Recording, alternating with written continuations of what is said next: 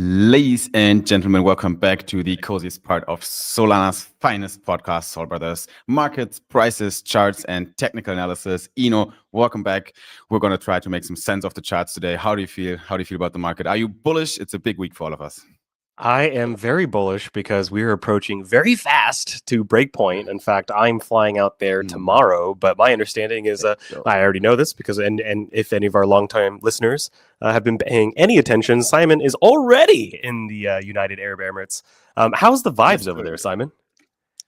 Boy, everyone's here. All my friends are here, which is amazing. So we already had a lot of action this week in Dubai because I think all of the Solana community is heading to the United Arab Emirates right now. And a lot of people were already here this week in the Solana economic zone. So we had, really good people on site. I went to where it all started. Yesterday I went to Nas House, the Solana Founders Villa, where there's a lot of memories in the walls. In that building, because that's where I started my journey on Solana personally, because I came there as a crypto builder exploring ecosystems. Basically, I was just I was searching for home, and I found it there. I had a really good time there, and I returned to Nas House probably 2 times after the first Founders Villa we spent there. And it was great to be back there, especially at an event with a lot of Solana people. Shout out to Magic Blocks, who organized this year's edition of the Solana Founders Villa. It was obviously called not that. It was called Magic Garden, I think. It was great to see some friends there as well. But I think we're leading up to breakpoint, not only in terms of excitement in the ecosystem, also in terms of chart activity, because right now, while I was talking, my alarm triggered on TradingView. So I think something happened right now.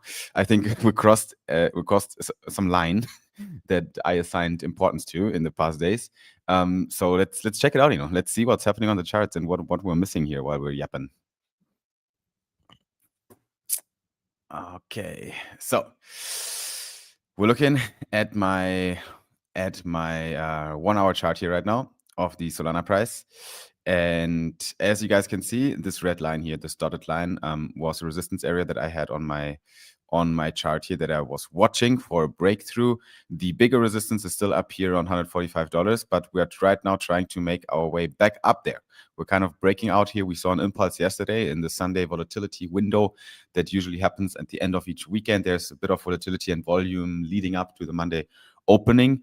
That volatility was definitely there, up, down, but now we're breaking up again. This looks definitely in the very short term here like a fairly bullish structure, but let's zoom out again and reset a little bit for everyone who kind of lost track of where we are here in the market.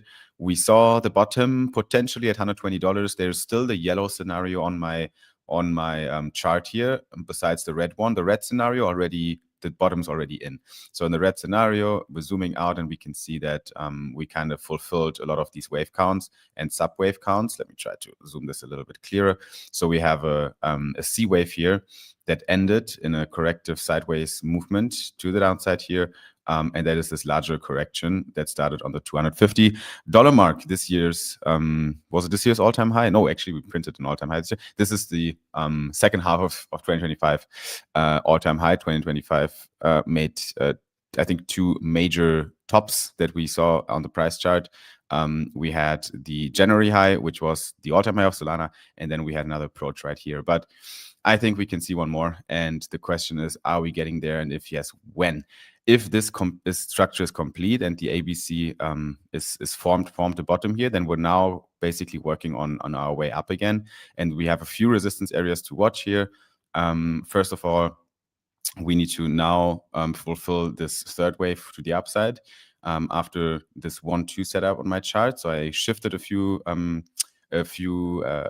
labelings here around over the past days compared to the last session we did together, based on new data that we have on the chart, because there was quite a chop going on here that invalidated a few other counts. But right now, I think we have a nice 1-2 setup here on the chart, and we could see a third wave to the upside here.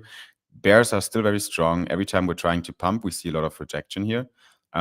So far we haven't managed to break through the $145, $146 here. So actually this level right now, where the golden line here is on my chart, that would be what I'm watching as the next major breakthrough level. Like if we manage to break out here, but we need an impulse. Like we can't break through like this, where you kind of make it, but then you get rejected immediately.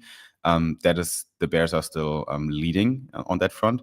But from a wave count perspective, if this is a wave A to the upside here of this larger 3 wave, and this is a wave B, which makes sense, then the C wave needs to overshoot the A wave, and it needs to bring us into higher areas here. And technically, let's see if this is the upside to the 1 here, and then we have the 2 down here, then we should land, where you see the orange box right now on the chart. We should land somewhere in that orange box for this third wave here as a first target area. So yeah, that's literally 146. Then we have, I think the most important FIB extension I would be watching right now is the 1.618. So let's see if we can reach the $150 here and maybe even the $163 in that third wave extension if the bulls pull through. Again, the yellow scenario is still on the chart. The yellow scenario means that all this orange stuff that's going on here could just be a fourth wave, this one here, of the larger downside movement right now. And the fourth wave could be stopped over here, and we could go down into this fifth wave for it right now.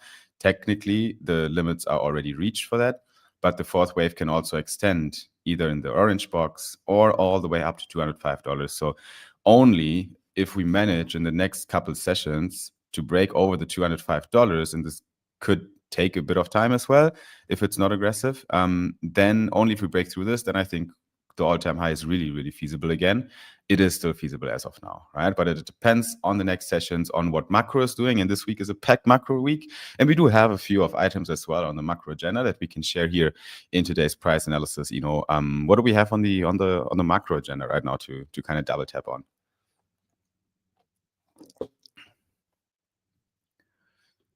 Sorry about that. So my mic was muted. It's been a pretty crazy week. We've had some bullish numbers, which might bode very well for the next few months.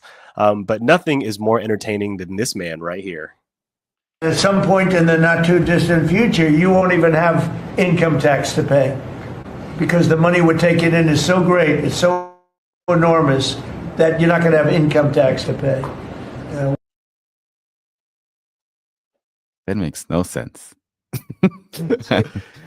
At least the statement makes no sense. What is he even implying there? Why is, I mean, I get that the idea of no income tax is very bullish, but how is this feasible in USA? So I think income tax, when we covered it last, accounts for $2 trillion in income to the US government. Tariffs currently are sitting at about 80 billion. The math is not mathing. I don't know where he's going to make up the difference. 2 trillion in tariffs? What does that even mean? That would basically imply you have to get a shitload of third party, like just countries, right? And governments and like everything that's outside of the US, you'd have them to make up for all the difference between the income tax. That's kind of what he's trying to do, right? He's trying to make everyone else than US citizens pay for US income to kind of make up for the tax, right? Because that's tariffs. Tariffs are applied on outside, everything outside the US. You're muted. But that all gets passed on to the consumer, right? Like if I'm a manufacturer of a $20,000 potato peeler machine, industrial in China, and then Trump says that there's I saw an article about like some industrial machines, or Germany, let's say. Yeah, but there's like it's like a hopper, and then you put in a bunch of potatoes, and then like out comes peeled potatoes, right? So like let's say that piece of equipment costs $20,000, and then the United States government levies 100% tariff on the $20,000 machine. What that's going to mean for the manufacturer in China is that like they have to sell it for at least $40,000 in order to see 20,000, right? So like, are they going to eat the full cost? They might eat some of the cost, right? They might not double the price, but they certainly will increase the price, right? To maybe like $38,000, $37,000. So like, it just means that American customers will pay double, if not more, for certain goods because those tariffs will be levied onto the consumer. Yeah. But I think it's a classical Trump move, right? It looks good to the outside world, but how realistic is this really to happen? Like no income tax for USA. The income tax sits at what, like 30, 40, up to 50%, depending on how much you make per year. That is a lot of money that they get right now from each individual that is earning inside money. Like you can, in Dubai it works, right? But USA is not Dubai. I think they have to. They like, here you have 80% expats. They all bring their wealth, but no one is going to the US really right now. People are leaving the US to do business elsewhere. So they have some structural problems. I don't think that is the solution to it. But anyway, we don't like, this is not affecting the markets right now at all. This is very far in the future. It's just one of the things Trump says to probably, increase his chances to perform well in the midterms. I do have like a little. I stumbled upon a little piece of news here as well. That's not on our radar right now, but real quick, you can pull that screen up. Macron, in the European Union, the French president, sounds alarm on U.S. crypto deregulation. Very interesting article here that I stumbled upon, where basically Macron said that the U.S. Is deregulating crypto too much. And if the US lets grow crypto too freely, it could create risks that spill over globally, since stablecoins often rely on USD assets. So there is, especially European states here are watching the US currently, which has been fairly anti-crypto in the past with Operation Choke Point 1.0 and 2.0. And now they are getting a bit scared that the US might become actually a crypto safe haven kind of environment. And for me, it looks more like they are trying to they're trying to point the finger, and they're scared of the new technology and of what it could imply to the world, especially because stablecoins are right now denominated in US dollars, right? And less in euros for reasons. Europe is having a difficult time when it comes to crypto, and it's because of statements like this, honestly. I understand where they're coming from, but I'm on the side of the US currently, 100%, when it comes to crypto regulation. I mean, the denomination in US dollars isn't so much of an issue. I mean, like you could have like a euro-backed stablecoin. A euro-pegged stablecoin. It's more of like the underlying collateralization, right? So most stablecoins are collateralized by T-bills, right? And so what happens to stablecoins that are collateralized by T-bills if T-bills collapse? Because of really bad fiscal policy by the United States. That actually is super dangerous. And it would mean, I guess the US denomination would matter if the price of the US dollar also collapses. These are all bad scenarios. Yeah, that is kind of black swan, right? But I think from what I'm seeing as well is that the USA has benefits from liquidity in US dollar denominated stablecoins, because they're basing, they're issuing almost like debt. They're issuing debt that is, pulling in. They're selling their debt vehicles to stablecoin companies that are issuing and minting stablecoins that are used by the global population of the world. So if USDC, USDT, and all these USD denominated stablecoins are the internet currency of the future, that means they are also the global currency, which US dollar remains to be as the reserve asset. But it's bullish for the US dollar, I think, to get a lot of US dollar liquidity in stablecoins. And it might be something that the EU is afraid of for some reasons. But anyway, returning to the markets, returning to things that are actually impacting the markets, what is happening with this chart here? It looks like it's going up and to the right. Very bullish chart, definitely. I want to buy that token. What are we looking at? Yeah, well, we're looking at the M2 money supply of the US dollar. And so the M2 money supply refers to the amount of liquid assets that like households and businesses have on hand to spend, right?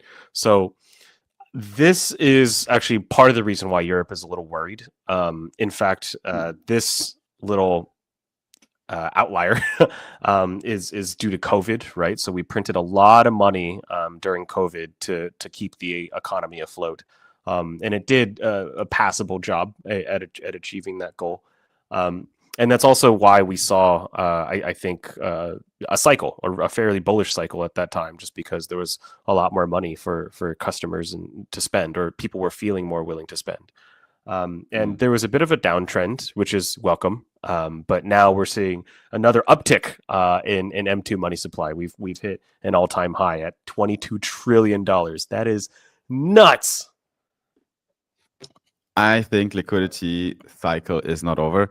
The liquidity cycle is not over. And it just had a little bit of a pullback in the past couple of months after COVID. But the money printer is being reactivated. We do have changes in the FOMC that are going to be announced this week, actually. So there's a meeting, I think, on Monday now in the US where we could see further details regarding quantitative easing. We did a lot of tightening in the past couple of weeks and months. We can see more quantitative easing again.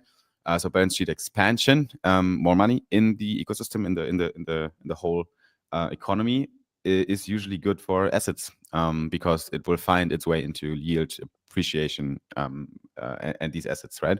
Like Salami. And on top of that, we have the rate cut decisions as well coming in this week. So they will also come in hot. There's another FOMC meeting scheduled for Wednesday, if I'm not mistaken. So definitely something to watch here when it comes to fiscal policy. And we covered it before, and I'll say it again, we do get potentially a new chair as well for the Fed. Right now, Jerome Powell is kind of, doing its thing. That is definitely not aligned with what Trump wants. But Hassett could be the next one. And Hassett, is actually a person that owns, I don't know if you know that, but Hassett owns $1 to $5 million, something between dollars worth of Coinbase stock in his personal portfolio. That is significant money. And on top of that, he gets paid a yearly salary from Coinbase for advisory services. And that salary is $50,000 and $50,001 per year, just as for advisory service to Coinbase. And this guy is going to be potentially, to I think 80% poly market chances, the next chair of the Fed. I don't want to say anything, but it could be bullish. Yeah, I mean, it at least signals that we have someone who's very crypto aligned. Potentially becoming the next Fed chair. It's. I mean, I don't know, Simon. Like, this is the world that we wanted. Really low rate, like 1% interest rate, potentially. A crypto friendly Fed chair. Very high M2 money supply. It's good for our bags, but I would like to pause and just ask, like, is it good for the world? Like, I'm not entirely sure. No, it is pushing it's kicking the can down the road, right? So you gotta be careful in this environment. It's not going to go well for long, right? But that's a systematic issue with how politics works and how cycles and policy works, and very almost too short-sighted, right? Like, that's why Dubai and the UAE are performing really well, because they don't have 4-year cycles and that shit. There's one guy, he's wearing the pants. Actually, they don't wear pants here, but he's doing his thing. Like, he's the guy who walks the talk and who makes the decision. And everyone looks up to him, right? To the government here, very well respected. And these guys are just doing their thing for years, for decades, right? They have a very long fucking time horizon until they need to reach their goals and make sure the country is going up into the right on all values. And it is slower than the die-hard capitalism of the US. But it's more sustainable growth, while the US has like bursts of growth. Fucking everything goes up. S&P all-time highs. We're going to 8,000. Whatever's happening right now. And then we also have crashes and resets and bubbles and all that shit. Why do just it's almost like psychology. It's like human psychology. If you do something too extreme, you're going to crash at some point. You're going to recover and you're going to start again. And that is okay. We can move in cycles, because as long as the cycles go up and down and up higher and down and up higher, right? It's a spiral to the right corner, then that's fine, right? But it does add a lot of volatility, and it kills a lot of people on the way up. So TLDR, inflation could kill us in the next couple of years if rates would really hit 1%. I don't think it's going to be good for inflation in the long term. That's going to increase. Yeah, there's going to be too much money in the. But maybe that's why crypto is interesting right now, honestly. Yeah, I'd rather hope Bitcoin. But I mean, we do have a couple of roadblocks in the way, and this also might affect the macro, Simon. Kevin Griffin, who is the CEO of Citadel, which is one of the biggest high-frequency trading firms in the world, is I don't know if do you know what he did with Constitution DAO? I heard of it. I forgot it. But yeah, Constitution DAO raised like $20 million to buy a copy of the U.S. Constitution, and then Kevin Griffin outbid them. Yeah. But like more importantly, he more specifically Citadel, but most likely under Kevin Griffin's direction, is looking to have the SEC regulate DeFi protocols way more seriously, right? And so the thing that he's harping on is this concept of fair access. So basically, fair access means that exchanges and large ATSs must fairly apply objective access standards to all prospective subscribers, thus removing discrimination amongst market participants with respect to access, functionality, order, interaction, and fees. So get this. He's basically saying that DeFi protocols should not be allowed in the United States because they could arbitrarily remove access to someone's ability to use the DeFi system without, fair standards.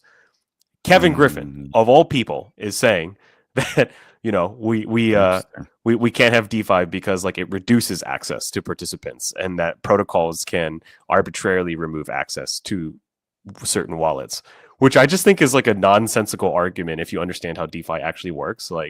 It's not KYC'd. Anybody you could create multiple wallets and gain access to the platform again. Certainly, they could block access to a particular wallet. But yeah, no, I think it's quite interesting. Yeah. Armani has a good take on it, right? The problem is that DeFi is not well defined, and so all of these conversations are apples and oranges. There's sexes, there's unregulated sexes, there's DEXs, there's unregulated sexes pretending to be DEXs. Uniswap doesn't fall into this bucket, but many have to have the ability to provide unfair market access. Yeah, it's purely a trust me, bro, security model. Yeah. True. I mean, and that also ties into another small piece of news as a last little nugget here before we close off this macro section. I don't know if you've seen that, but South Korea to treat crypto exchanges like banks after the upbid hack. There's regulation happening over in Korea, my friend. Lawmakers are considering revisions that will allow fines up to 3% of annual revenue. That's a lot of revenue for these big exchanges for hacking incidents, matching standards for traditional finance institutions, replacing the current 5 billion won cap. So, they want more accountability to exchanges in Korea so that they get their shit together and not get hacked anymore, because we recorded 20 system failures between 2023 and September this year, affecting over 900 users with combined loss of 5 billion won. Is that good? I think it's good. Is it good? Yeah, I mean, obviously we hate to see regulation like this, but this is how regulations pile on top of each other and create these really clunky legacy systems. And in some cases it's very good, right? Obviously User it is protection. good. Yeah, it's good to have consequences for not taking care of your users correctly. That's all a good thing. But again, we just have to be careful that these regulations don't stack on top of each other and create a lot of unintended consequences down the road. And that's why in many cases, it's in crypto's best interest to self-regulate and to do the right thing for customers, not simply because, it's the right thing to do. That is, merited. That is good enough on its own. But also, we don't want to end up in the same situation as the banks, right? Which is having impossible standards to meet, and now it's almost impossible to innovate in finance. Yeah, it's true. Yeah, it's a very fine line between security and regulation for security of the user, for user protection, which is great. And whoever holds capital, that the capital is protected. We kind of need that. But you're always gonna slow down the system with that, right? So, it is what it is. But ladies and gents, this has been your TA charts and macro section of the week. We're kicking off the week strong. The charts are looking good. The candles are green. Let's see if we can hold that momentum. We're gonna check in again later this week, actually from Breakpoint, live from the UAE, from Abu Dhabi, to give you an update on the charts and on the prices. Until then, you guys stay safe out there. Don't take too much leverage, even though you can take 500x on flash trade. But we will see you at the next one. Make sure to follow our YouTube at Salt Brothers Pod, and also check out the other videos when we cover all the great news and launches on Solana. Thank you, and until the next one. Awesome. GM stream, by the way, we're going to hop from one section into the other section. That was prices, markets, and everything in between. GM chat says Dogo, GM. Also Marco in the comments here, GM, my friend. I hope you're well, wherever you are. Maybe you guys are already here, also in the UAE. I don't know. Eno, are you ready for the next section? Let's do it. Okay. 3, 2, 1. This is Soul Brothers with myself, Simon, and my good friend Eno, where it is our job to throw you into the Solana rabbit hole and show you around in our exciting ecosystem. Our mission is to take you on the latest and greatest so that you never run out of fuck. I have not fucked up an intro in a very, very long time. Let's try that again. You never run out of fuck. You actually said that. Our mission is to help you stay on top of the latest and greatest so that you never run out of fun things to talk about. Simon, how are you doing today?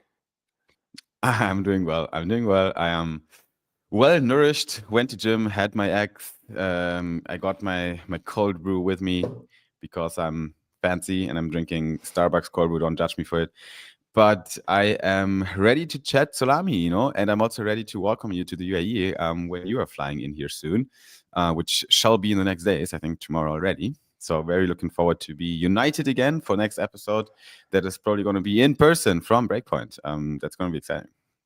Yeah, no, it's going to be a lot of fun. I can't wait to hang out. But of course, we have a super packed agenda today, so we want to try to avoid boring our listeners for 2 hours. But certainly there's a lot to cover, Simon, even though it's only been a weekend. It's just it's a fire hose of information. You ready to go? Guys, if you're not bullish enough on Solana, then listen to this. We're going to tell you today why Solana leads not only in devs and in assets, but also in volume and in revenue. We're going to talk about Solana ETFs and how much records we're hitting on that front as well. Solana DeFi TVL is also performing really, really well across major protocols. We're going to cover that. Solstice has some new milestones that we're going to cover as well. And there's been a new project. I actually met the founder, BonkX, and they are making waves on Twitter. We're going to talk about that. DFDV is partnering with a stable coin company on Solana, and they are targeting a really juicy APY. We're going to talk about squats and some updates from the squats ecosystem on Solana. Lifinity proposes shutdown and asset return. We have Plume, a new app that we're going to cover as well. And we have some really spicy deep dives for you today. We're going to talk about Solana versus Base because there's some beef in the ecosystem. And we're going to retrospectively look at the WET token launch, not the launch, but the actual launch pad and the public sale and what happened back then. So, let's without further ado, dive right in. Yeah, well, the first thing that we're obviously going to talk about is a video from our very good friend, Pedro Miranda, who works over at Solana Foundation. Let's give it a go. Snapchat, TikTok, other large applications, the cumulative market value of those assets might be greater than AWS. I think ultimately that's net positive for both the application builders and from like an L1 monetary premium perspective. And as Solana still leads, number one in developer growth, net new asset issuance, trading volume, application revenue, I expect that trend to continue. And candidly, we welcome that if people are building successful killer businesses on Solana. So isn't it weird to watch a podcast on a podcast? I mean, I'm learning. I'm looking at it. I'm like, damn, it's a nice setup. I wish we would have a setup like this. Yeah, very soon, my friend. I know you're working on it. Yeah. But you heard Pedro. What's up?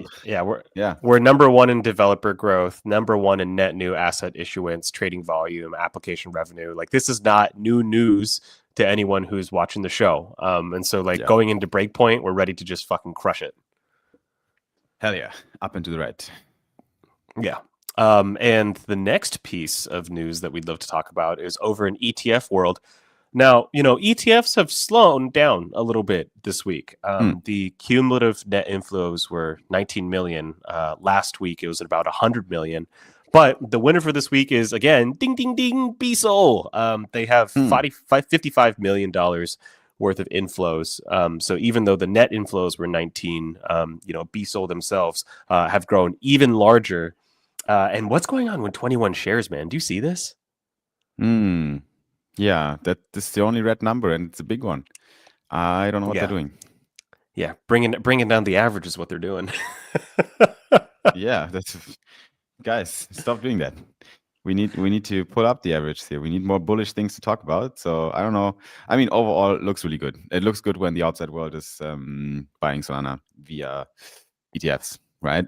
I think especially right now at these prices, right? Fear and greed is sitting still at 20, is really low. So even though there's fear in the market and blood on the streets, normal people are buying Solana via ETFs. That is that for me, that signals conviction. That is good. Yeah. Good tech. Right. And man, Solana DeFi protocols are having a breakout week. We're seeing a big bounce in some protocols on Solana. So like Saros, which is a DEX, has had over 72% surge in TVL. Remora, which is the recently released RWA stocks, MSTR, Tesla, Circle, stock tokenization play. Their TVL has pumped 30%, Sanctum 11%, Flash Trade also 11%, and Loopscale, one of the best looping strategy platforms on Solana, has pumped by 7%. So a lot of notable protocols are increasing in size quite rapidly going into breakpoint. Yeah, that is actually interesting to observe, right? Like especially right now, like there's we're not bullish. As I said, fear and greed is sitting fairly low. People are scared, and it seems like people are pulling out money, but people are actually putting in money. Interesting. Yeah. That signals conviction. It's a kind of a theme right now of today's stream here. The tokens, it's so weird. The token is down Sol, but if you look at like the protocol activity, it's up. Everything is up. Well, but that, my friend, that is still one thing we gotta fix in this industry. For Solana, it's less severe, but for the altcoins, it is more severe. Stats are always looking good, man. Like business as well. Like a lot of the projects on Solana are having good business, and Jupiter is a great example. Like business is good, but the token is kind of shit, and they're not alone. Like everyone is down in the altcoin sector. Why is the liquidity flowing out? Why is no one, because I know why. Because there's not a clear value proposition for the tokens still after 5 fucking years of building. So we still have some shit to figure out. Anyway, the TLDR is that at least business is great and numbers are going up and TVLs are increasing. Do we have more bullish news? Yeah, one last thing that we'd like to share in this segment of the Solana by the numbers is USX, which is a new stablecoin on the block minted by our friends over at Solstice, has reached a new TVL all-time high of $326 million. I don't think that is insane in stablecoin world. It's very hard for stablecoins to gain traction. Last I checked, this was at about 100 million. So it's clear that they have some institutional depositors, but it just goes to show that if you have a high yielding stablecoin like USX, I mean, if you deposit USX into their yield vault, you actually can earn about 15%. So that's why I think their TVL growth has been so aggressive. This is not financial advice. It is a synthetic US dollar. It's not as safe. The risk profile is not the same as USDC, which is just collateralized by treasury bills and cash equivalents. But for the risk that you're taking, you're getting 15% yield. So that's all pretty interesting.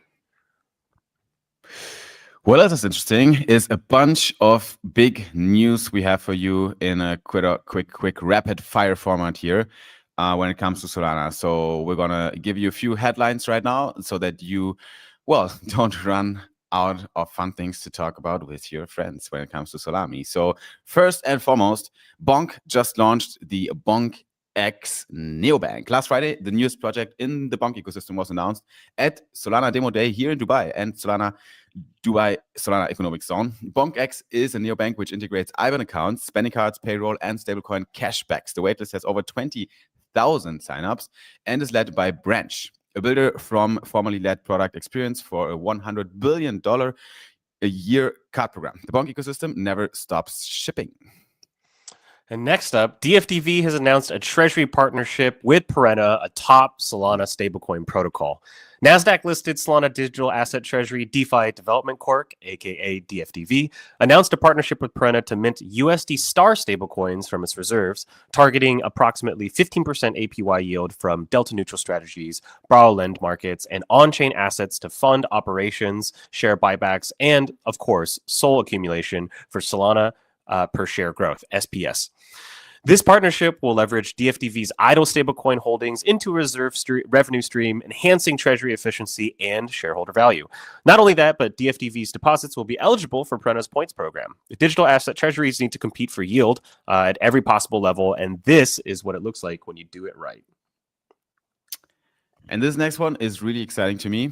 We got some news from the Squats ecosystem, and that is a very useful product. It's called Grid Smart Transactions, and this is what it's about. The feature is a new method to automate on-chain actions, like, for example, recurring payments, very good for payroll, yield optimization, and portfolio rebalancing, without having to develop and audit your own smart contracts. You can build all kinds of workflows for trading, farming, payroll by using custom triggers and parameters like required signers, balance checks, and program allowances. In the near future, you'll be able to design how your money moves on-chain with just a few clicks and buttons. I think that is really good for the new wave of crypto companies and very useful tech. Lifinity has drafted a proposal to shut down the protocol and redistribute all of its assets. This is a bit of sadder news. Lifinity was Solana's pioneering Oracle-based DEX with protocol-owned liquidity. They achieved over $622 million in cumulative volume, improved that protocol-owned liquidity could outcompete centralized players. You can kind of think of them as an early ancestor to prop AMMs like Humidify. The Lifinity team continues to develop V3, but their concern is that the emerging market structures, I don't really know what that means, but I'm very curious what it does mean from an MM perspective, make it unlikely to outperform the current V2 Lifinity model. And to be clear, the new generation of prop AMMs have completely eaten away Lifinity's market share. And so it makes sense that they would put up this proposal. The current proposal asks that they should shut down operations and distribute treasury assets proportionately to Lifinity token holdings. So a bit of sadder news, but you know, it is what it is. On the other side, I got one more for you guys, a new update from a protocol called Plume, and they're bringing real-world yield to Solana. It has been launched in July 2025. It's backed by investors like One Ventures. Plume is an RWA protocol that has announced 5 Nest yield vaults on Solana, backed by institutional assets from Wisdom Tree, Hamilton Lane, Black Opal, Securitize, and Superstate, delivering yields from treasuries, private credit, and receivables. If you want even more exposure to real-world assets, the Plume's Loop Scale integration is set to support leveraged RWA looping for amplified returns while maintaining over-collateralization. Very interesting DeFi stuff going on here. Yeah, I mean, obviously, if you're bullish on a very stable, like RWA looping out of all the types of looping makes me the most excited because, like, let's say that you have something that's very safe that only does, let's say 5% yield, like treasury bills, right? Maybe 4%. Yeah.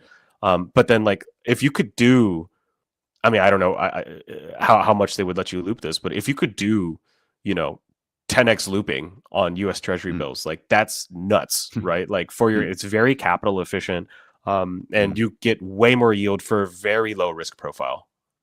And I think it's kind of true innovation, right? Like you can't do this anywhere else as easy as that. I'm pretty sure you can do it in traditional finance somehow, but you gotta fucking study finance and have to have a few good friends to give you access to whatever the fuck you use. I have no idea how to do this in the real world, and I studied finance, so this is definitely making user experience much easier. Really bullish on that. You know, before we head over into the next section, what do you think about opening a very quick and small trade on Flash Trade? Because Solana is pumping right now, and there might be, with all this volatility, there might be a good entrance here. We can chip you in know, I'm $20. bullish on that. Pulling up your screen right now, my friend. Hell yeah. Okay, so I am logged in here into my my small alternative account here on Flash Trade. We're looking at the Solana chart on the 15-minute chart here, and I think I'd like to go long actually, because I think the momentum is there right now, even though we're highly oversold and blah blah blah on the RSI, but that's just 15 minutes. I do think there is still potential we can go higher, But let's just do like that. Let us open. Let's see if we can. How far away can we open the order here? I'd like to open a limit buy. Just put in $20 here, and we're gonna put like a good juicy. Let's just do a 50x. Let's keep it easy for today. And then let's see if we can manage to reach this level. Oh, actually, are we reaching it right now? I didn't. Oh, no. Okay. So I put in a limit order 137.67. So if the price is going to go down until there to kind of retest this area here, because I think it could happen that the RSI is going to pull back a little bit. Right now, we're trying to break through here. So there's definitely resistance. Let's see. Maybe we can catch a trade here and then go up from there. If it doesn't trigger and we start pumping, then that's fine. Then we're gonna keep it easy for today. Let's keep it open while we're yapping about the last deep dive topics here on today's podcast. What do you got for us? Oh man, we're going to talk about the namesake of this podcast. We're deep diving into Vibhu versus everyone. It seems like have you been paying attention to this? Like Vibhu is like picking fights with just about everybody outside the Solana ecosystem. Yeah, he's having fun, man. He's having fun. He's waking up every morning. He's like, today I'm gonna take them all out. These motherfuckers. Like he's ready to fight, bro. I'm scared of him now to see him at breakpoint. He feels like he's on something. Yeah. It reminds me of when I first joined Solana and Mert's tweets used to flood my timeline. It kind of feels like the second coming of Mert. Okay. It's a good point. Yeah. Where do we even start with this, bro? Yeah, I mean, let's start with like a little bit of background context. So just a few days ago, there was a tweet from the Base account. And it seemed fairly innocent, right? Like Base meets Solana connected by Chainlink. The Base Solana bridge is now live and secured by CCIP, unlocking a native Solana asset support on Base and unified liquidity between both ecosystems. And so like, on its face, or shouldn't we be happy about this, Simon? Right? Like when you first see this, it's like, oh, okay, like, we've had our differences with Base in the past, but there's now a bridge between Solana and Base. Like that's a principally good thing, right? Like the future is multi-chain. Yeah, I guess so. I mean, is it? How wait a second. How Solana Maxi are you really? Is the future multi-chain? I just think that certain regions will prefer other chains in the same way that certain regions prefer certain phones or prefer certain ISPs or banks. Like it's why, because you get your recommendations for what you use based on what your friends and family use. So for example, if Avalanche has a stronghold in Japan, there's really not much you can do. Like once the network effects start to take hold, and that's what's happening in Japan right now, by the way. Avalanche is kicking Solana's ass. And so we're doing a lot to change that, but like it's a very delicate moment right now. And if we don't stop Avalanche's network effect over in Japan, then just everybody will be using Avalanche in Japan. And that's the end of the story, right? So that's why I think the future is multi-chain, mostly because of region specific, spread. I mean, everyone uses email, right? There's no second system. Everyone uses the same POP and EMAP servers with the same underlying technology to send emails. It doesn't matter if I'm in India or if I'm in Australia or if I'm in the USA or if I'm in Germany. They're going to know what an email is and they're going to give me their email because the underlying protocol that was established like more than 20 years ago has, caught international global acceptance. So can Solana be the layer for global value transfer? Accelerated by internet network effects, but no, I mean that's what we want, and that's what we're building towards. We want it to be the Gmail, right? Like Gmail, to be really clear, has murdered email for everybody. Like, yes, there are other email clients, but like to be clear, like Gmail is the clear winner there. But for every Gmail, there's like 10 different ecosystems that are all fractured based on region. Like I'll use messaging apps as an example, right? Like the US prefers iMessage, Korea prefers KakaoTalk, Japan uses Line, India uses WhatsApp. I mean, like just everybody has their own. And then Instagram kind of feels like the universal messaging app for everybody around the world because everybody has Instagram. But yeah, it's not crazy to think that there's going to be a multi-chain future. And so like It this is. Yeah, doesn't. no, you're right. Yeah. You're right. I think I mean, I'm holding on my views, and I have a strong opinion, but it's loosely held, and I'm open for multi-chain future, while currently believing very strongly in Solana. But zooming in back to this announcement and the drama around it, it is actually not. That is not the topic of discussion, right? If you're multi-chain or single chain, no. This is all about. It's more about communications. And correct me if I'm wrong, but what I'm looking at here in terms of my kind of research is that Base announced this, right? So Base announced the bridge, and then Vibhu was like, it's a bit of an inaccurate marketing because it is you claim this to be bi-directional, but there was zero Solana ecosystem outreach, and Jesse, I think, came back as well at some point, and he was like, we begged for 6 months to collab, and we got ghosted. So I think it's more about the comms, if I'm not mistaken. What do you got for us in terms of the context? Am I on the right track here? Yeah, I mean, Vibhu got he gave an analogy, right? And the analogy is very simple. It's like, let's say that you declare that there's a bridge, and then you go to the other side, and then when you try to come back, there are construction materials for a bridge, but there is actually no bridge. Like, is that actually a two-way bridge? Yeah, he was saying that the marketing was inaccurate, as you rightfully pointed out. And then he had this tweet that blew up, and it blew up because so this is what you said, which is like, you didn't set up a single Solana partner for launch, didn't talk to Solana Foundation, marketing or ops, or dropped a repo. Just dropped a repo. And how everybody on Base took this, and Ethereum, is, Vibhu was saying that launching on Solana is permissioned. They completely misconstrued his argument and made it seem as if, like, well, first you must talk to Solana Foundation before you launch. So there's a lot of bad faith arguments that were made, but at the same time, like, the phrasing is regrettable. It does, if you don't know Vibhu at all, and if you don't know Solana's ethos at all, like, it's not unreasonable that someone would read this and be like, okay, well, are you saying that I have to talk to you to get permission? But yeah, that's why this tweet blew up a lot more than it should have. Yeah, interesting, right? Like, you 250,000 views, dude. Just throw them a stick, and they're gonna, or you give them the hand, they're gonna fucking rip up your arm. This is how it looks like for me. Like, I think the thing is, Solana ecosystem and Solana Foundation, and in particular Solana Foundation, is perceived as this ivory tower entity, like calling the shots, pulling the strings, very kind of centralized. From outside, a few people inside Solana, I think, then, and also from the outside. Do you have that perception, by the way, of Solana Foundation, to be in that kind of closed ecosystem, ivory tower? They do their thing. Doesn't really matter what happens on the bottom. You got to ask them for permission and allowance for everything you do. And if you can make it into their circle, then you can make it on Solana. Like, there's these arguments, especially in the Ethereum community, but even in Solana, we have builders that say that.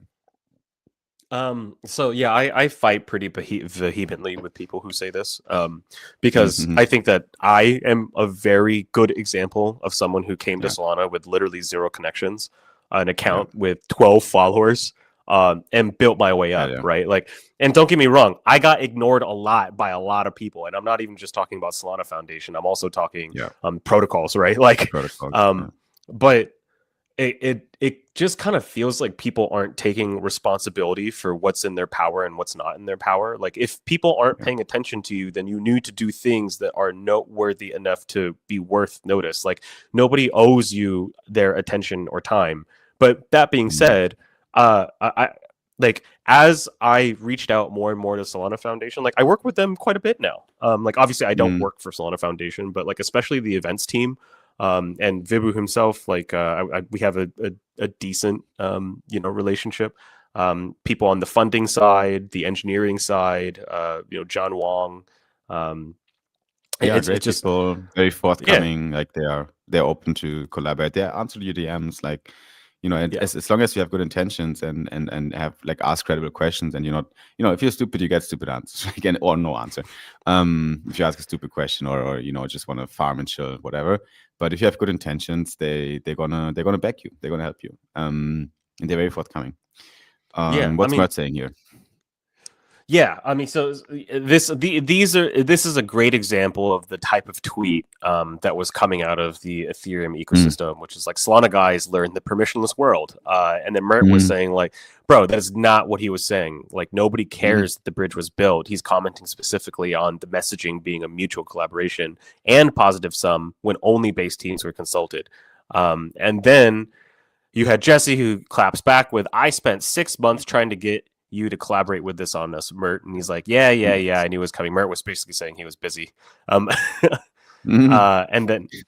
then Jesse goes into further detail, saying that like, look, we tried to talk to Foundation too. That includes Toli and Solana teams, etc. And then Matt Sorg, who has worked at Foundation for a very, very long time, jumps into the chat. He's much more diplomatic, right? And he's saying that like, look, I was added to some channels. The reason why we didn't collaborate with you is because we didn't have a clear ask from the base side. We didn't completely understand what you guys wanted. And so they go, there's a lot of back and forth, but the long and the short of it is the base ecosystem seems to be stirring up a lot of drama with bad faith arguments. And that like there was room for reasonable doubt about like what exactly happened in the communications between base Foundation and Solana Foundation. Yes, Matt acknowledges that they talked to each other, but that the asks weren't very clear. Can we take a look at this Jesse post here before you pull up Matt's the intention he said here, like we want a bridge that is bi-directional into kind of both in both directions, for base builders to go to Solana and for Solana builders to go to Solana. Our thesis is that this is win-win for both ecosystem. We're thinking we get there by working towards an enshrined trust minimized bridge that proves the state transition functions on either side. Yeah, let's see what Matt is saying, but I think we're arriving at a point now where we don't really need that. Like, do it if you want, but what do you want from us? Like, it's I don't know. Do you need to open that group chats for that and be like, again, like as Matt probably said as well, the ask is not clear here. What do you want from the Solana ecosystem? Really, like we're doing our thing here. We're building our. I think we're also fairly big and larger than you guys on the base side of things. If you want your base builders to have an easy way to bridge to Solana, okay, sure, go ahead. But what's the ask? Like, what do they want from us? Well, I mean, the way that Matt tells it, and this is just his perspective, is that like his DMs only had intros for Alpenglow researchers, right? And he didn't really understand. So it's very plausible that Jesse, from the top down perspective, was telling his team like, hey, we need to make more inroads into Solana. So like that's fair, right? What was the actual, and this is where the details, like the truth always lives in the details, and the details are never really fascinating. It's just usually boring, right? And to me, it just looks like a very clear communication error from the base side and the Solana Foundation side about what exactly the ask was. In Matt's perspective, you wanted introductions to Anza for Alpenglow? Like, I don't really understand, like, why? Whereas Jesse is saying something completely different. So they're talking past each other at this point. And not I think Jesse is speaking in good faith here. But yeah, there was a a bit of a disagreement on what exactly was being asked for. And to your point, it's like this doesn't benefit Solana at all, right? Yeah. Like we don't really care. Exactly, that's the point. Yeah, we don't really care. But yeah, again, like if the expectancies are clearly defined, and that's probably the problem. Like they tried to make Solana more interested in this whole idea of building that TCP/IP bridge with Chainlink, and they wanted Solana to kind of. I think at the end of the day, they just wanted Solana to support this on marketing and to push it, right? They just wanted to kind of tap into that mindshare of Solana, and then what ended up was that Solana didn't give a shit, and it's like, yeah, we don't really need that. Like sorry guys, we can't help you with this. Like just ghost them. They just ghosted them. And which basically means that okay, if you want to build a bridge, then go ahead, do it and talk about it or whatever. But don't make it look like we're doing this together, right? Like we're not going to push this. And then yeah, this is what happened at the end of the day. Yeah, here you go. Vibhu was roasting us in me in the comments. Multi-chain is not the future. Solana is the future. I'm actually with this one. I'm not always on the same page as you, but in the recent weeks, surprisingly on most things, and I'm with him on that. Like, why do you need Why the fuck would you? Like, I mean, it's been a narrative for the past 3 years that declined, in my opinion. Like multi-chain, chain agnostic, and all that shit. It was huge when people still thought that Ethereum and all these EVMs and all these layer 2s are going to be working together, and it's multi-chain is the future. And then you learned that it is kind of copy pasta big protocols from one layer 2 to the other layer 2, and then throw a bunch of grants from huge fundraise rounds at builders that to attract them to your L2, and whenever the liquidity runs out, they go to the next L2, get the grant there. I literally did that right? when we were almost broke before we came to Solana. Like, I was on that journey. I was one of these people. And yeah, that didn't work. That's not the future as well, right? No one gives a shit where the product really lives if the underlying tech is good. Solana tech is good, and we don't need multi-chain expansion, right? We also don't need a lot of SVMs. Yeah. I don't know. Just like I do have a strong opinion that is loosely held here until I'm proven otherwise. I'm gonna hold strong at saying that Solana has potential to be the global value transfer settlement layer for a lot of shit, and we don't really need Base to help us with that. Right. Sorry, guys. Yeah. So, do you want to move on to our next deep dive? We got one more deep dive, and let me tell you, it's gonna get wet or dry. Right? Yeah, dry. Yeah, maybe that's right. Yeah, the joke has gotten a little dry. Yeah. So if you remember our podcast last week, we were super excited for the public sale of the WET token, just because like the previous sales of the WET token had gone so well. The WET list sold out, as well as the Jupe staker allocation also sold out. I think the Jupe staker allocation sold out in like a minute and 18 seconds. It was super quick. It's like $2 million, like boom, like that. I was asleep. I thought maybe I'll wake up an hour later and it's still there, but yeah, fuck that. It was just gone. Yeah. But then there was like 24 hours, or maybe 12 hours. Yeah, 12 hours. 12 hours after the Jupe staker allocation was sold out, they had a public sale. And in that public sale, it was sold out in less than a second.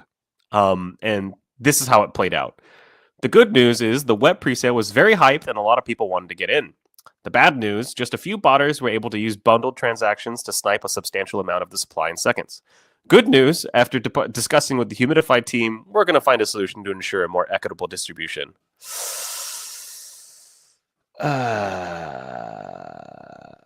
What do you make of that? Well, I mean, let's look at some more facts, Simon. 4% public sale supply went to just 10 wallets. Pre-sale was completely botted. Basically rugged. And yes, Jupiter Exchange is to blame. He provides these addresses. It's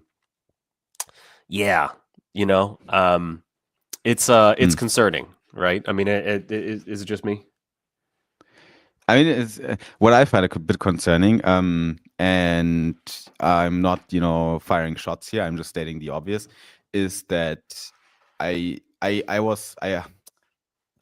hoping that we have the right tech by now to, avoid these kind of launches, especially if the launch is being facilitated by a team that has been literally doing nothing else than token launches, like or liquidity provisioning and so on. Like Meteora are fucking chats, right? Like they are probably the smartest we have on Solana when it comes to building this tech. And why do we still get that problem with the launch on a, it's a brand new launch pad. There's a lot of skin in the game, right? Like to do it right. Would you agree with me that DTF kind of, definitely fucked up when it comes to with their first launch here to do it like we're not even talking about token performance. The token's not even out yet, right? We're not even talking about token performance of the token launch. We're talking just about making sure that the tech is okay, right?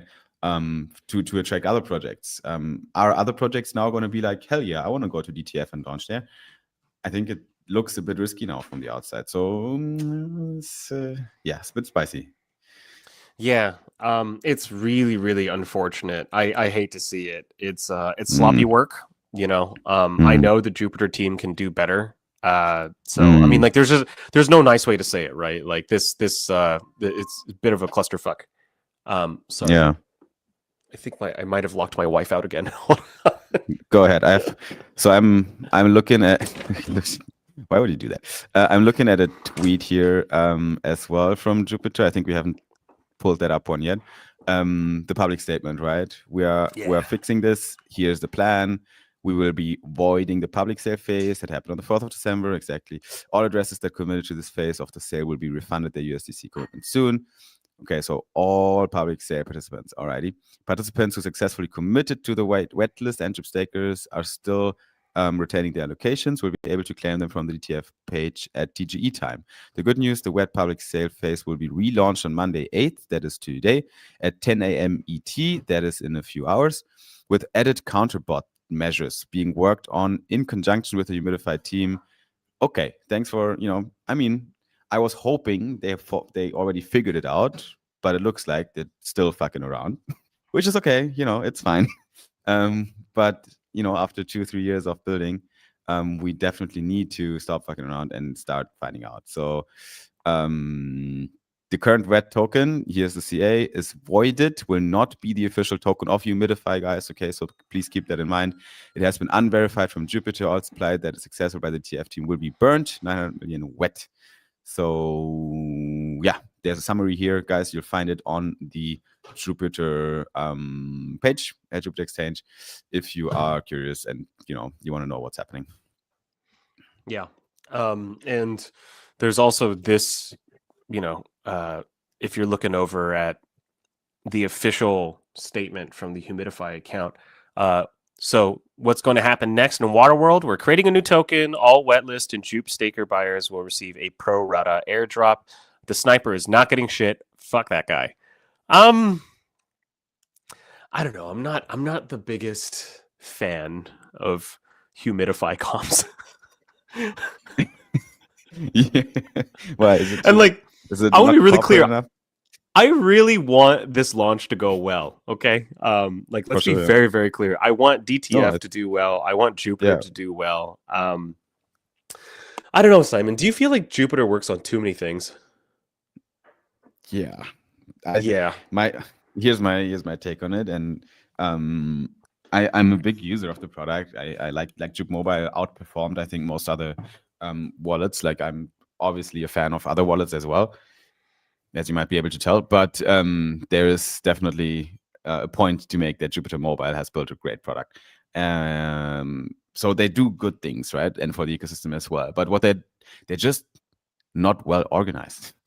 Sorry, guy. I don't know what you do internally, but I think the whole structure of, there's no management and, everyone reports to,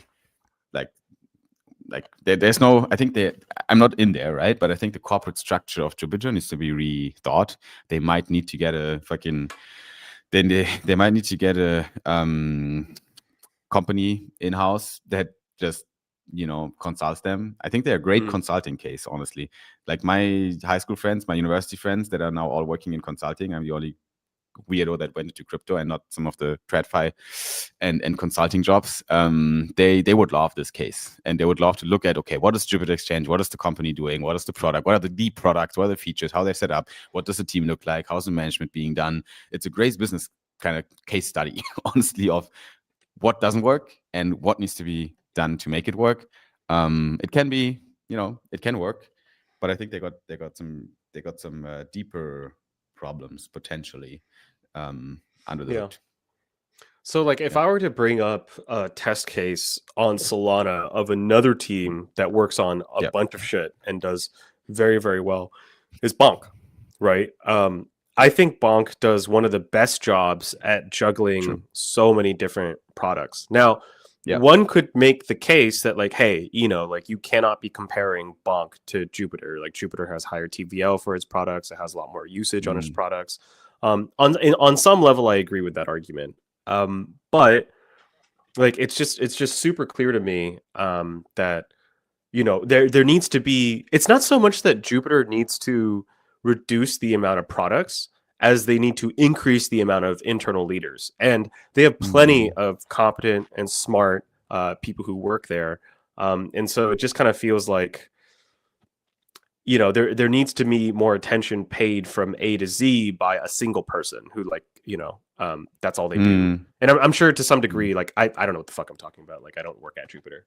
Yeah, like we're only looking from the outside, right? We're literally like consultants, and even worse because we didn't get a pile of papers to analyze. We're just looking from what we see on the timeline and from what we hear from our friends, right? So really take all this with a grain of salt. But I want to see these teams win, obviously, and I believe there's a lot you can do. Bonk is built different because they have a bunch of independent teams, highly independent teams that are doing their own shit, that are just enabled by Bonk, right?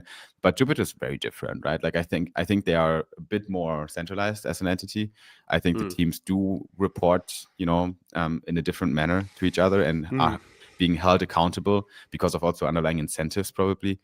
It's different, right? For Bonk, it's almost like they have they invest in a project and then Moonwalk is out there, and it's not officially affiliated with Bonk, but obviously they get a lot of backing from them. They have shares in the company, and they're going to help them. They're going to enable them. But Moonwalk is their own company. But so it's a bit different, I think, the setup here, and this works very well for the Bonk eco. Yeah, I think it does work very well. So, anyways, onwards and upwards for the Jupe team and for the wet pre-sale. They're doing another public sale today, if I'm not mistaken. Okay. So best of luck to everybody. 10 a.m. Yeah, but if you're already in the staking list, then you'll have a guaranteed allocation. Just to keep that in mind as well. Cool. Then looking at our flash trade order here, it did not trigger yet. So we've been Japanino, but we didn't catch that long. So yeah, I'm gonna close it. I'm gonna close the order because I don't want to do it off stream. We're gonna try another one next time. We're gonna try another one next time when we're live again. But we covered the most important news here today on the timeline, and also when it comes to Solana. We're gonna see everyone at the next one, right? We're gonna call it a day for today. So do you want to cover one more piece of news? It's a pretty big piece of sponsor news. Oh, hell yeah. Oh, I forgot. Oh, that is very relevant. We have to cover Yes. Just at least one, which is it's really, really big. Which is Soulflare.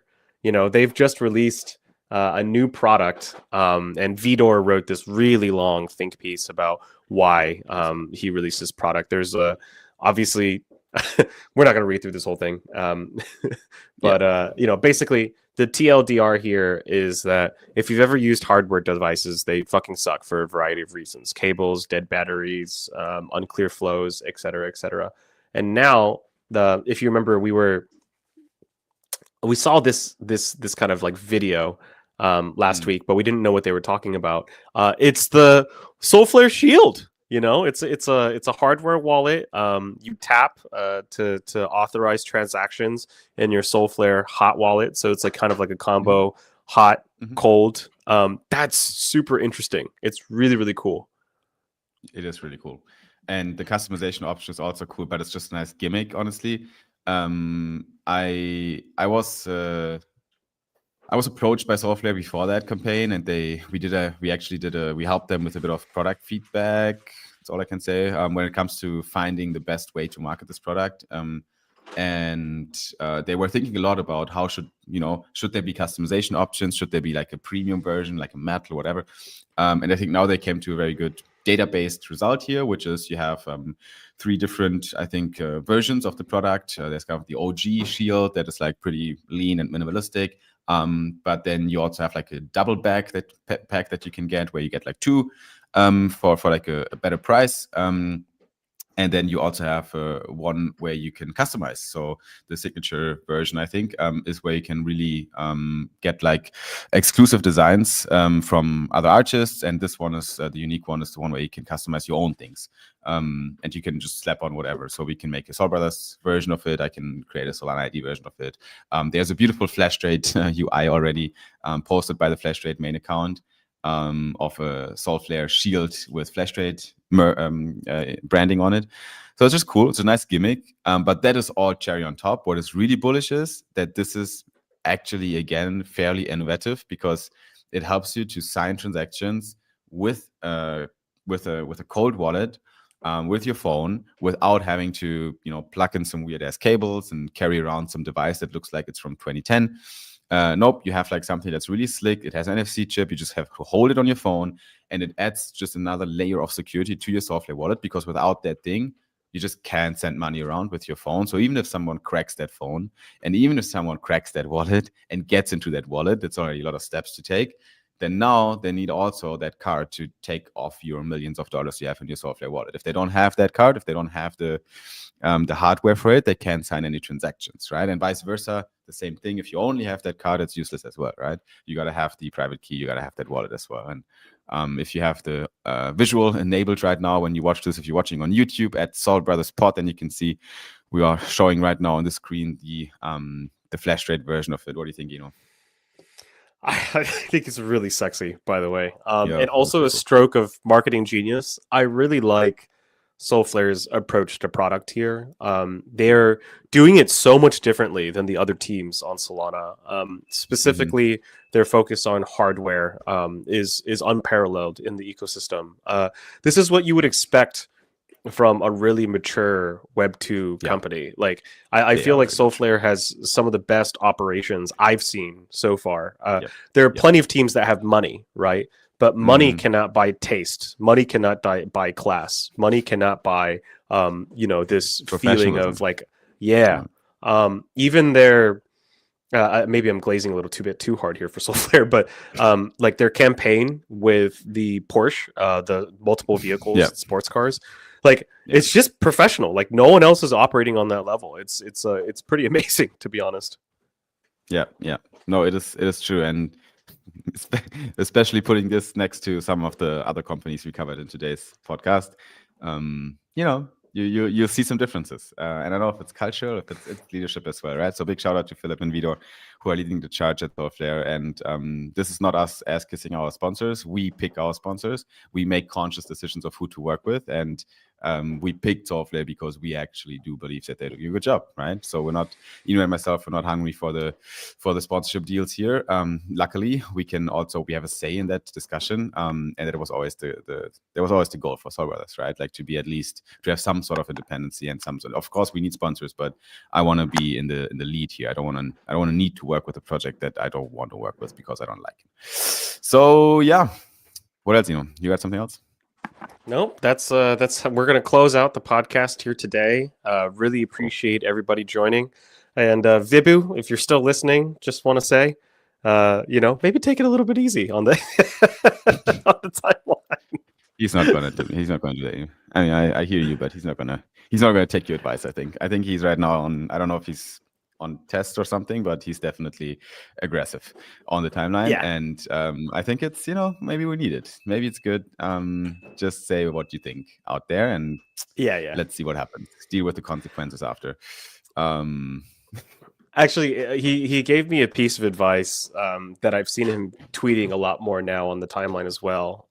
But he said that, and it really hit me the right way, which is you can't accomplish meaningful things if you're too scared of people not liking you. That doesn't mean that you have to go out of your way to be an asshole. But it certainly also means that like sometimes you're going to have to say the hard thing. And especially if the hard thing is meaningful, you should fucking say it. So and then important is to have some healthy distance from what people will tell you, because don't let them get under your skin, I guess. Because it's going to happen. If you have strong opinions and you actually put them out there, and you're not scared to put them out there, you have to deal with the consequences, as I said. And they might be sometimes, especially on Twitter, they can be painful, at least at first glance. And that's where the subtle art of not giving a fuck comes in. And you gotta have that distance and confidence as well in your own opinions, right? At the end of the day. Unfortunately, I very much do give a fuck. Work in progress. Work in progress, guys. Thank you so much for tuning in to Sol Brothers Pod this week. It's a big week. We're going to see you again later this week on Thursday. If you want to join the live streams, we do stream every week, twice a week on Mondays and Thursdays to give you the latest and greatest here. But if you want to consume the content after we are live, then head over to YouTube and hit that subscribe button for the channel at Sol Brothers Pod. Also leave a like on the videos because it helps us a lot and it doesn't cost you anything. We'll see you at the next one. Until then, stay safe out there. Peace out. And cut. Alrighty, mighty. Gut, Livestream farm. Thanks, guys, for being with us. Do you have anything to say, or should we close it down? No, I think we should close it out. And also, the wife is here, so I think I'm gonna grab a little dinner. Oh! Hell yeah! Is it the last? I'll see. Is it gonna be the last dinner in Korea? It is, I think. Yeah, last dinner into Korea, and actually got a pack for Abu Dhabi now. Cool. All right, friend. I'll see you soon. Thanks, guys, in the stream. We're gonna close it down. Peace out, everyone. Peace out. Bye.